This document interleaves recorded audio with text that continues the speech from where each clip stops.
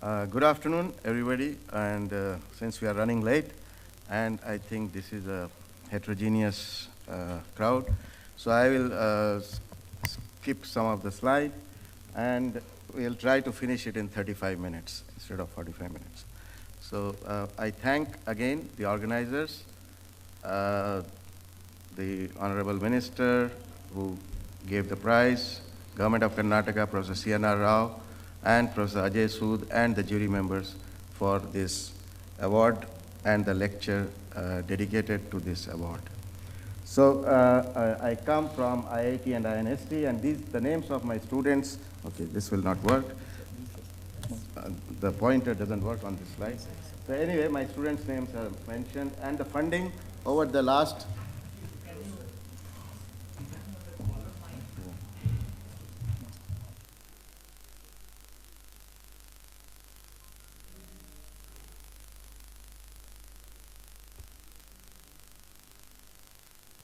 So the names, several students' names are there, but there are some students, earlier students whose names are not there. The work for nanoscience I started from 1999. I had no lab for nanoscience at that, and I think my first experiment, which was little biology, and I was a hardcore chemist working in material science, I did it in a university in Delhi known for biological sciences. That was in 1999, and then we are now in 2017. And funding over these last several years, nearly 20 years, has been from earlier DST physical chemistry, when there was no DST nano mission, and then DST nano mission and DST SERP, CSR, and we had a big project at IIT Delhi from Ministry of Information Technology. So my research activities mainly I work on the size and shape controlled nanostructure. This is the overall umbrella under which I worked in the last 20 years, nearly 20 years. And key thing, there are three parts. One is understanding the growth of nanostructures, which is very fundamental, and probably we go great depth in science in this aspect. On the other side, we work on applications having long-term deliverables, and that's where the title of the talk is on photoelectrochemical devices or electrocatalytic devices for energy and environmental harvesting. And lately, after I became the director, I have got a platform where I want to convert into technologies which have immediate applications and which has immediate resources we take, which are available, maybe natural or man-made, and convert them for applications. So this is the third part, and you can see that the areas that I worked on understanding growth of nanostructures, then working on photocatalysis, photoelectrochemistry, and electrocatalysis, that's the part 2, which is the applications. And then part 3 is working with microfluidic devices and low-cost water purification cartridges, and converting waste to wealth, nanostructured materials from waste. So these are what I will cover as possible.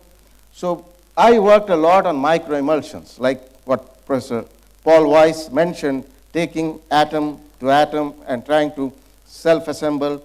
And here we try to assemble on a large scale. Okay, so you are trying to control nanostructures through interactions which are hydrophobic in nature, hydrophilic in nature, balancing them, and try to create structures in nanoreactors. The nanoreactors are basically what we call reverse micelles in this subject of colloidal chemistry. And these nanostructures are guided basically by several important factors. So if you see that these nanoreactors, these are controlled by several factors. Key among them are the solvent, the surfactant, co-surfactant, the amount of water in the to surfactant ratio, and there are several parameters, because each surfactant itself will have several parameters. You can control the head group, the charge, the hydrophobic tail length, and things like that. And you can get to several different structures, not only the reverse micelle which I talked, which is important for synthesis of inorganic nanostructures, but you can get a variety of structures based on how you create this assembly of nanostructure based on different types of surfactants. So there is good control, which we learned. We asked very fundamental questions: at what stage you can stop a particular size from growing. So it is very fundamental science where you study the nucleation and growth, etc. at one end, and of course you study the application another end. So this is typically an example where you have 3 metals and you are trying to make a nanostructure of a ternary oxide, a ternary chalcogenide. Actually, it will be a quaternary compound, so there are 3 metals and there will be an anion which will be a sulfide, phosphide, or hydroxide, or carbonate. So you will have a quaternary compound. So this is, example can be a barium titanium oxide, a very important ferroelectric material which we synthesized in 2002 or something. And this requires a barium precursor in a microemulsion, a titanium precursor, and of course a hydroxide or an oxalate or something which will precipitate. But precipitation will happen within these reactors, and can you control the size of these reactors? And so you can make a whole lot of materials. This is not complete. This slide is also maybe 5-6 years old. And you can make core shell structures. You can all dielectric materials, magnetic materials. You can make GMR materials. You can make borides, phosphides, everything. You can control the shape of these particles by controlling the charge on the surfactant. So you can see it's just an example of nickel oxalate with 3 shapes. And the bottom is copper oxalate with 3 shapes. What we have done is you have varied the surfactant. The first one is C-tab. The next is Triton-X. And the charge is changing. First one is a cationic surfactant. Second one is a non-ionic surfactant, but the polarity is different than the second and the third one. Both are non-polar surfactants. You can change the solvent. You see isooctane, cyclohexane, normal hexane, change the anisotropy. So the aspect ratio is changing from 11:1 to 6:1 to 5:1, and you have done this by just changing the solvent. So these studies at that time, this was the time of 2003, 4, etc. This was like you are making the changes, and then there's a post-facto analysis of what you are getting because you are doing these changes. But they are not in situ experiments, whether you are understanding what is happening, the way you have designed the system, why is the aspect ratio changing, etc. This is another thing you can change.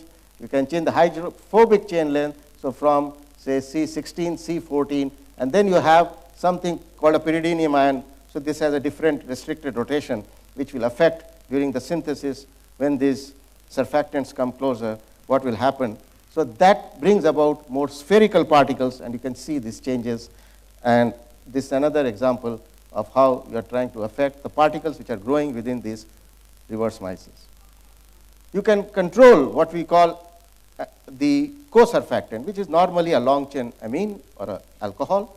And by changing the chain length of this long-chain amine or alcohol, we showed that there is a optimum length at which the alcohol starts interacting with the tails of the surfactant. So the co-surfactant starts interacting with the surfactant, and you cannot keep on infinitely increasing the chain length and expect for the aspect ratio to increase, but there is an optimal size after which the aspect ratio decreases. And that's around chain length of 6 or something. And all this then was a time where can we really understand what is going on inside the reverse micelle. So we have a plethora of techniques, and this is time-resolved fluorescence and fluorescence correlation spectroscopy, dynamic. So we first started with difficult, more single molecule type of techniques like FCS, but later on we were saying for a routine measurement, everybody cannot have an FCS. Can we understand the same things using more simpler techniques? And later on we showed towards more recently that yes, you can do with simple time-resolved studies and simple dynamic light scattering studies. Also, what you don't need to do time-dependent TEM or time-dependent FCS or something like that. So a lot of work we did over the last 10 years on trying to understand what is going on in this reverse micelles, how they're getting perturbed, and what is controlling the growth of the particles inside these reverse micelles. So this is an FCS experiment where you're basically looking at the fluorescence of a reporter molecule which is inside the reverse micelle and which is giving you information of the dynamics which is happening inside. Of course, the maths is, you can do this kind of things with also light scattering studies, but there you are not looking at the fluorescence intensity, but you are looking the motion of the particles, the Brownian motion of the particles. So this is, so it is a single molecule kind of study. So you know you are looking at a femtoliter of volume using a laser, and you are looking at one molecule at a time. So this is our experiment in this case, where you have the reverse micelle, where the reporter molecule sulforhodamine is a negatively charged molecule, goes and sits near the positive head group inside and gives you a kind of information what's happening near the head group of these self-assembled surfactant molecules, which form the reverse micelle within which the particle is growing. Okay, and you can study the time, the relaxation time, and you have to do the maths when the molecules are interacting, etc. So there are some equations you solve. You basically try to understand all the dynamics with the exchange of the particles inside, and you get the lifetime. You can calculate what is the diameter of the particle which is growing, when will the particle change from a sphere to the rod, which was the most important question that we asked.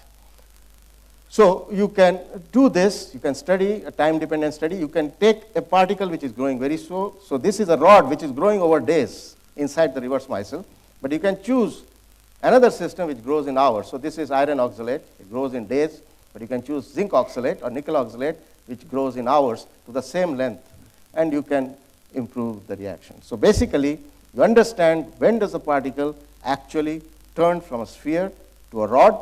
So what kind of size brings these forces such that the spheres start now interacting with the neighboring spheres and align themselves into rods. And exactly we found that was at a particular size. It is very important. The size is around 50 nanometers for the particle to grow, because it's before it starts influences the neighboring particle to become a rod.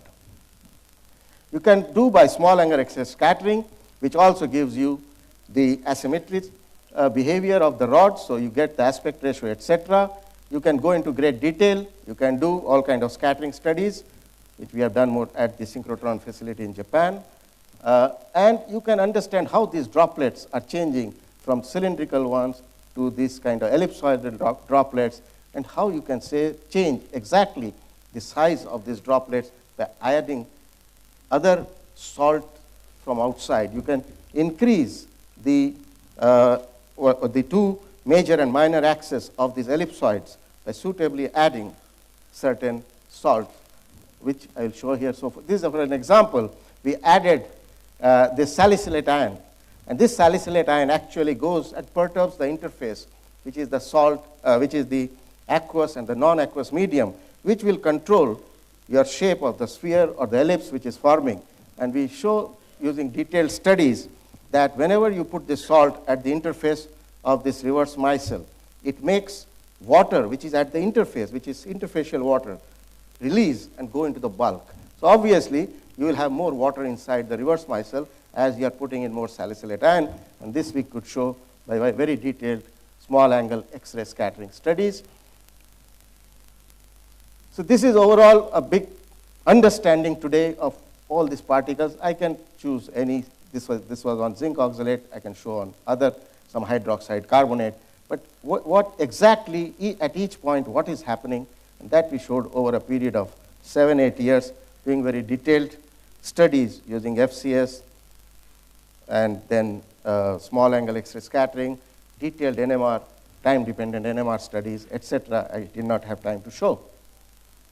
But more important is, very recently, we also did a very simple time result study, because everybody need not have an FCS, and we could follow this shape transition using the understanding how the solvent molecules and the solvatochromic effect in the reverse micelle, just following with time resolved studies, which probably every lab has today.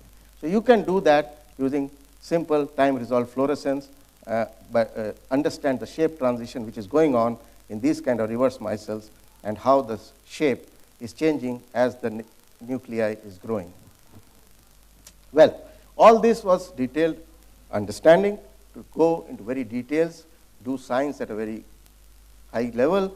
But what we want to do? We want to make nanostructures for what? And the areas that are of interest to us is in solar energy conversion and, of course, electrochemical conversion devices. So in solar energy conversion, as you know, you can convert light into electricity and fuel, and nature does in one way, and normally chemists do in the central way, and physicists do in the third part. So they use photovoltaic devices, whereas chemists like to work with semiconductor liquid heterojunctions. So what are we doing? We are either involved direct sunlight water splitting to generate hydrogen and oxygen, or use electrocatalysis, where, of course, you need a potential and you need an electrocatalyst to produce hydrogen and oxygen.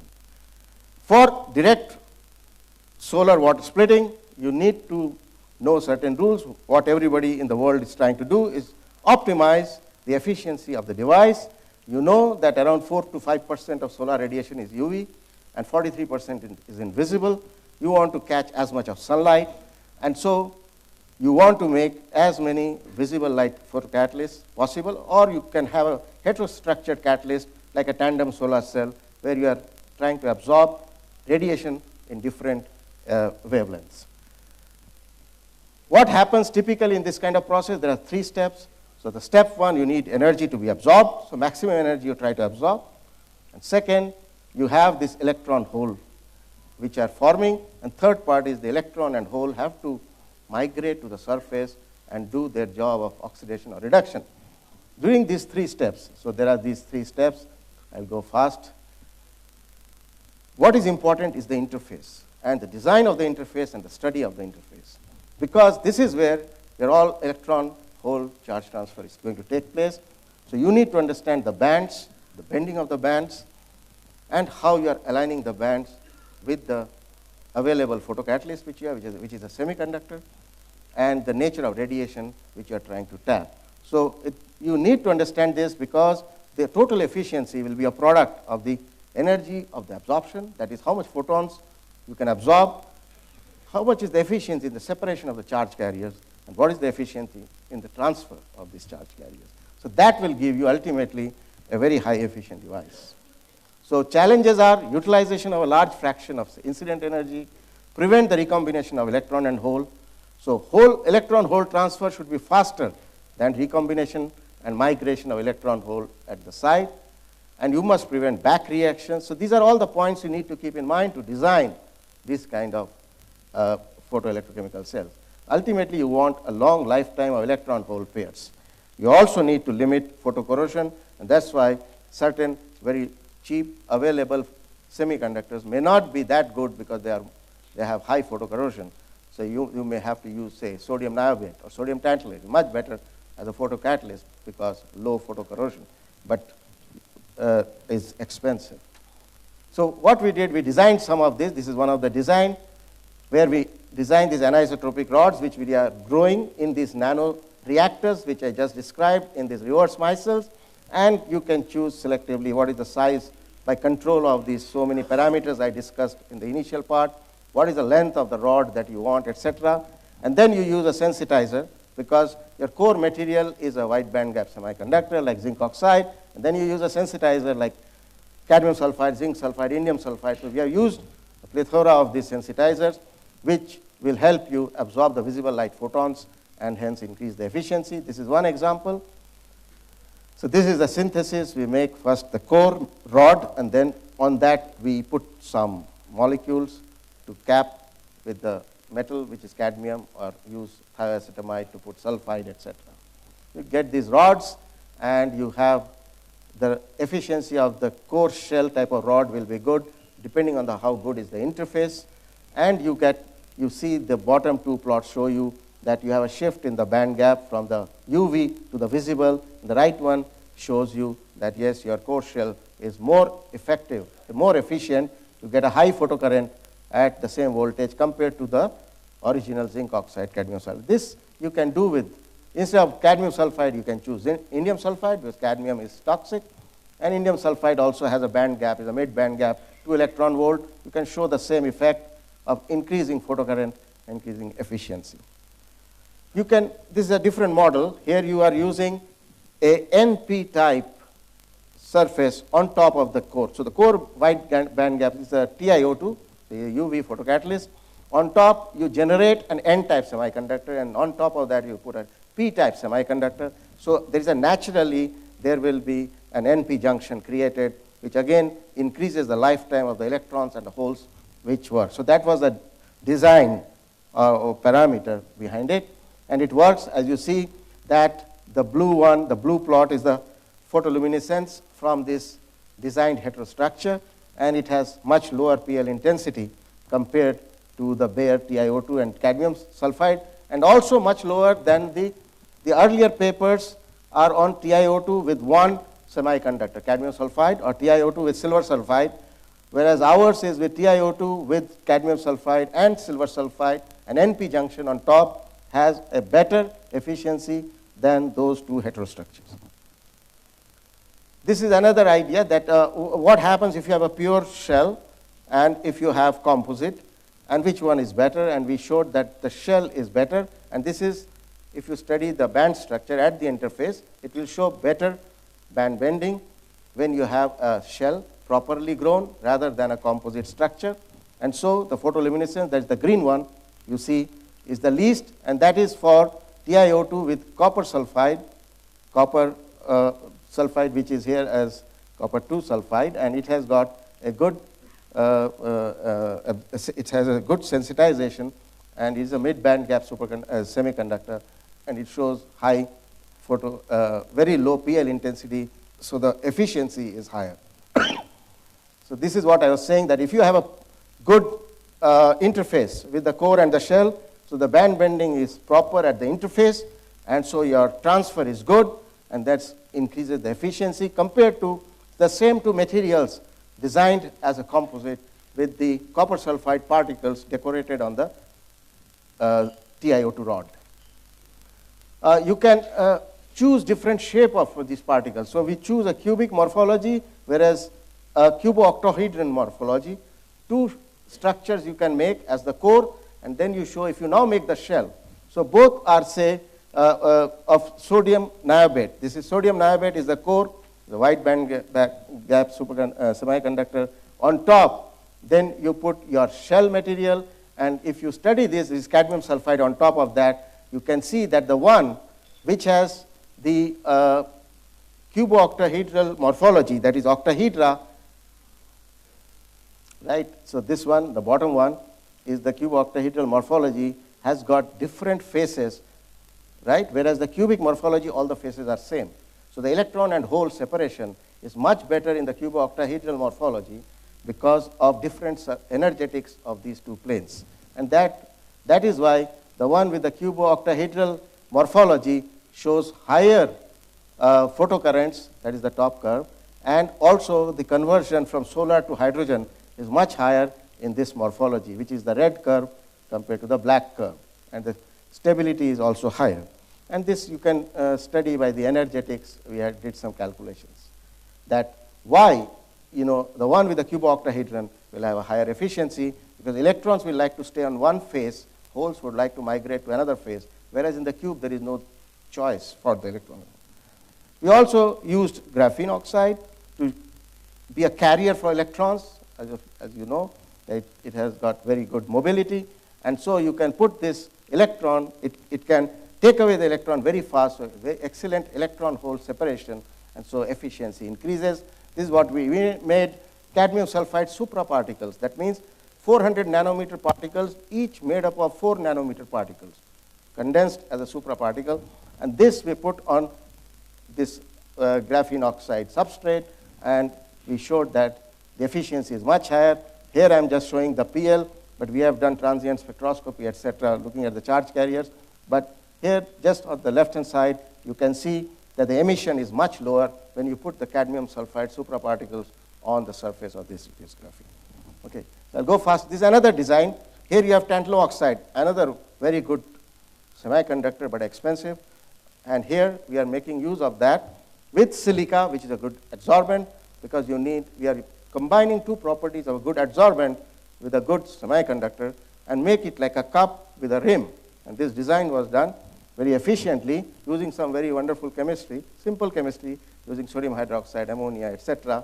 How you can make this cup and how you can decorate the rim only with the Ta205, so that you have the highest point of contact of, or availability to solar radiation with the semiconductor, whereas the surface area is enhanced for the organic compound to be adsorbed by the silica surface. So silica, so overall, the economics work out well. You use less tantalum oxide, but the efficiency is high to this combined effect of good adsorption capability of silica and good absorption of photons by tantalum oxide. And so we show hydrogen yield, which is around 372 micromoles per hour. And this is, if you compare the best oxide, is potassium, strontium tantalate, has around 700 micromoles per hour generation of hydrogen. So what are the pore size, etc. I don't have time. Just coming to electrocatalysis, we know that electrocatalysis you can increase by increasing number of active sites or by increasing the inherent activity of the electrocatalyst. Okay? Now, inherent activity of electrocatalyst, if you look, everything goes to the noble metals like platinum, iridium, rhodium. And you know about these volcano plots, why they are so, why platinum is so good, etc., both in alkaline as well as acidic medium. Now, but what we want is to use non-noble metals or metal oxides to be good electrocatalysts. That's the aim, right? So if you look at this plot, you will see most of the good ones. You see on the left, iridium, 0.4 is the volts, is the over voltage. You look at platinum for hydrogen evolution, it is around 0.2. So your over voltage is something you have to give extra, and that has to minimal. So you see iridium, platinum on this side. If you go to on the other side, in acid medium, again you have iridium, right? So ruthenium, again very expensive metals. So you have to work against these expensive metals and find something. If you go for oxygen evolution, again you have iridium oxide, the best catalyst. So iridium, ruthenium, rhodium you want to remove, but in oxygen evolution you still have lots of oxides which are in the picture. But in hydrogen evolution, most of them are metals, and you have to work with that. So this is one of our area. You can see this. We developed several over last 10, 15 years. This is my first PhD student. He graduated in 2008, who worked on binary alloys, iron, cobalt, nickel, cobalt, all made through microemulsions. And then we moved to ternary, copper, cobalt, nickel. And the thing is, it's not easy to make a ternary alloy with very close by reducing potentials, because chances are you will have metal being formed or binaries being formed instead of ternaries. So that chemistry we developed over 10 years, and we can make lots of ternaries, etc. You can see this is 0.4 volts, this compound. This is a ternary, large-scale occurring metals, very cheap metals, copper, cobalt, nickel, right? And it has an over potential of 0.4. But even better we did in the last 2 years. We worked a lot on molybdenum phosphides, molybdenum sulfides, molybdenum nitrides, all these compounds and their heterostructures, and they have wonderful, good properties in different shapes you can make.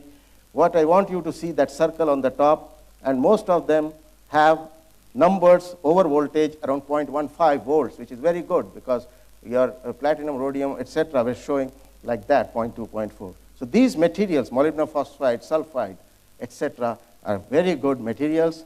We made lots of them. I don't have time. And we also did some basic chemistry to understand which compounds will be better, and we gave them these things.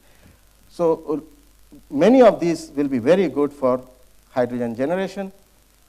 And now let me just, last 5 minutes, I will focus on low-cost devices which I am developing. 5-7 minutes I have? Okay.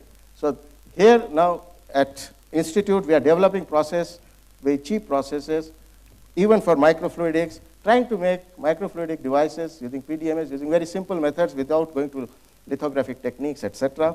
So this is one example where we use a simple wire. You know, you can find wires of 100 micron, etc. And just use a wire. You will get circular channels. Very nice. Circular channels always is difficult even in lithographic techniques. You get squares.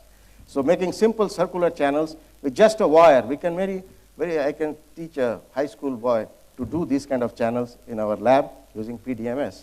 And so we did many of these things where you have this droplet flow, etc. And you can synthesize many particles. So you can synthesize zinc sulfide without capping. If you put a capping, you can get very nice particles with very good photocatalytic efficiency, like 99%, etc. So these are some things we are doing which can be very cheap and mass-produced for certain applications. You can do online dye degradation. This we made silver phosphate, and within the channels itself, silver phosphate was embedded. and the dye was passed through these channels, and we can do this kind of dye degradation within these channels. So this is silver phosphate within the channels, and you can do dye degradation online. These are visible light photocatalyst. We can do TiO2 embedded in these channels. You can, but these channels are in microns. It's a non-nanometers because your wires are in micron size. So that's why we made that. But we are also doing finer things. But for making particles, we make bigger channels. So this is like continuous flow reactors. You are making nanoparticles of different shapes. So whether spindles, etc. So these are like spindles, but you can change the depth and all shapes by choosing appropriate channels. So if you vary 300 micron, 500 micron, etc., you can get different shapes of particles, etc. through that. Now coming to low-cost nano-adsorbents, we have worked a lot on water purification. We have made one patent is there on, especially for rare earth devices, okay, rare earth metals, and this is filed a patent. We worked for nearly 5-6 years, and this we are doing in a big way. This is a cartridge for water purification, mainly targeted to heavy metals and lanthanides. This is for more cheaper methods. This is progress is updated by the Prime Minister's office. Every month we update this, what is happening to this. And this is for domestic waste, like your washing machine water and any kind of this kind of food waste, etc. And using very cheap materials as an adsorbent. So this patent filing is in progress. Then a lot of waste to wealth we are doing. We are taking tin containers, we are exfoliating them, we are removing from them. For example, this is a tin iron container, and after 30 seconds of exfoliation, we can get the tin out and use the iron for oxygen evolution. We can do many things, and you can see stability of these. So this is from waste, exactly waste, and you know most of the tin is which is available in household is not reprocessed. Only the large-scale tin reprocessing is done very easily. They again make into tin. But all the small containers are very difficult to be reprocessed. There is not much market or not much money to reprocess. So those we are taking those kind of tin cans which are not large sheets, waste sheets, but small size which we can use it and exfoliate and use again for a purpose. Like here we are showing for oxygen evolution, and we can also show in some cases field emission properties, etc. So this is another source of container. I just blocked that, but some of you can make out probably what tin container is that. And we make out of that different compositions of iron oxide, tin oxide, and then we use these for photocatalysis. From waste materials, we make this iron oxide, tin oxide, and use for photocatalysis. So this can be large scale because this is all waste. We use electronic waste. Two types of cells we are using. High alkaline batteries, like which are having 1700 to 3000 milliampere hour capacity, and the zinc carbon batteries 400 to 900. We convert these wastes into some useful materials. So what happens, zinc oxide composition variation takes place in one of the electrodes, and manganese dioxide converts to a manganese 3O4 plus some carbon. And we take these wastes, of course we try to understand the composition, etc., morphology, and this is the fully discharged one is there. So when the battery discharges, initially the battery has a voltage of around 1.63 volts. When it gets discharged, it's around 0.65. That's what you will read, that the discharged battery has a voltage of 0.65. So we get around 0.69 fully discharged, and the morphology is changing. As the battery is getting discharged, the morphology is changing, etc. And we use this zinc oxide, which we get from the waste battery, as a field emitter. It's one of the highest beta factors known, around 30,000. For this zinc oxide, which is coming out from waste batteries. And also we use this as photocatalyst for using under certain solvents, which I have blocked it for some purposes. Okay. We convert primary battery waste into secondary battery. So you take primary waste of primary battery, which is zinc oxide, Mn3O4, convert it into ZnMn2O4, which is a secondary battery. Okay? So I won't go into all this detail. Basically, we take the commercial battery A, take the inner cover. It has got zinc 51%, zinc oxide 49%, and the black material is the manganese source. And we mix those two, and we get ZnMn2O4. And you can make different types of zinc oxide from this battery waste, etc. So we make this ZnMn2O4, which is material for a secondary battery. Okay? Another thing, we are making quantum dots out of waste liquids which you generate at home. Tons and tons of liquids. We use that liquid and we make quantum dots in them. And these quantum dots are stable over a year. This we are talking with a company in Mumbai to transfer the technology. They want to make optical and coding systems out of that. We can make blue LED, green cadmium sulfide quantum dots. We can make blue. We can make red CDSE quantum dots, all in this waste oil. Yeah. We can make molybdenum sulfide nanoflowers at 150 degrees in the same waste liquid, which we are generating. Whereas, if you read reports, all molybdenum sulfide, which is a battery material, is made at 800 to 1700 degrees centigrade. We are making it at 150 degrees centigrade. We have several industrial projects. We converted a waste of a company in one of the states, I don't want to tell, which was going out, and we earned by that 6 lakhs for the institute, just telling them how not to produce that waste. Now what we have done is, because they didn't want to take it further, we are making nanostructured materials out of that waste, and several nanostructured materials we have made, which have applications in meat preservation, in detergent formulation, and in dyeing. So these are the different types of nanostructures out of that waste we are getting. One of the things we tested is with dyeing. You know, this material is used for dyeing in textile mills. We used this red color. You see, the ones on the right is our dye fixing, which is so bright. And this is the one where the commercial sodium carbonate is being used. You see, this side is all what we have done. So this is the kind from waste to something going back in industry. We are working with NTPC to convert their effluents into nanostructured. The first phase is around 55 lakhs, which we are doing to convert their waste, which is coming out, into nanostructured products.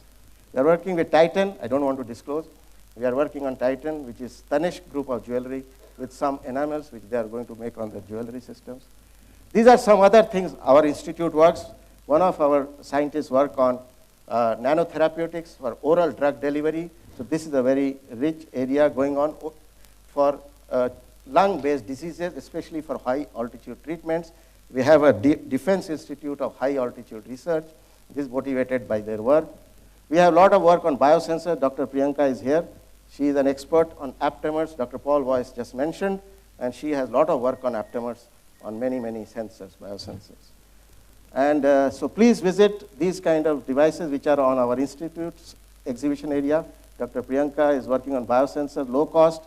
Dr. Kaushik is working on low-cost supercapacitors, and Dr. Sangeeta is working on low-cost smart polymers. So with that, I thank you for your kind attention. Okay? Thank you. Very good. Thank you. Yeah. I think we are running little behind schedule, and we have a next session at 2:45.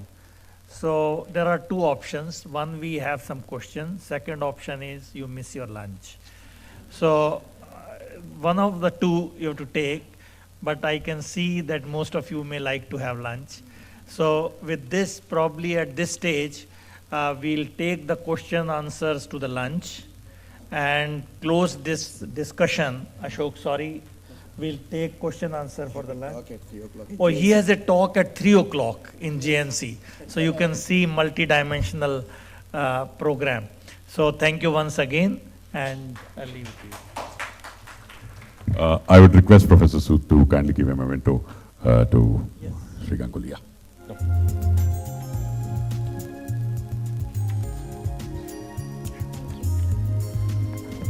So ladies and gentlemen, as already indicated, kindly be here by 2:40 so that we will not lose time.